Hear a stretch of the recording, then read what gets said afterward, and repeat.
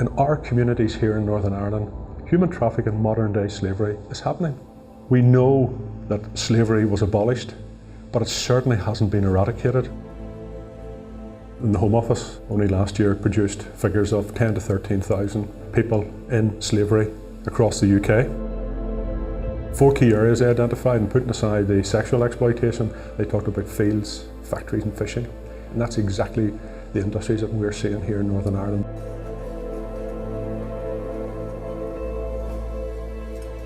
I was born and raised in Poland. There was very little work where I lived.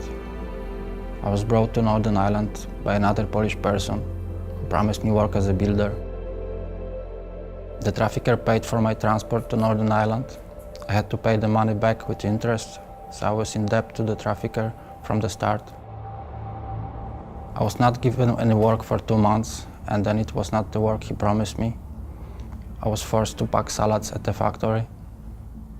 He took my ID away from me when I arrived in Northern Ireland and only gave it back to me because the trafficker wanted me to open a bank account. When I opened the account, he took my money out and kept for himself. I mean, in terms of human trafficking, it's quite a unique crime in that it's a human rights-based crime. Most of the victims that we're supporting have systematically been subjected to inhuman, degrading treatment, held in slave-like conditions, denied their family life, freedom of expression. The trafficker also forced me to buy a mobile phone, which was taken away from me straight away. I was ordered by the trafficker to have all of my letters sent to his address and not to the house I was living in. For no reason, I was assaulted by him. He gave me a black eye.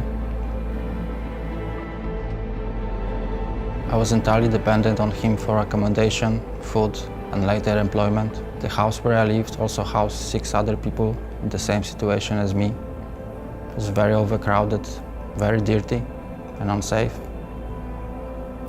I was not alone. There were people from many other countries in the same situation. We had come to Northern Ireland legally, hoping to work and contribute to society, but ended up living like slaves. I was lucky I managed to escape. 2015, 53 victims of human trafficking were identified or provisionally identified. 31 of those victims were victims of labour exploitation. So it's really the lion's share of human trafficking here are people who have been, suffered horrendous conditions.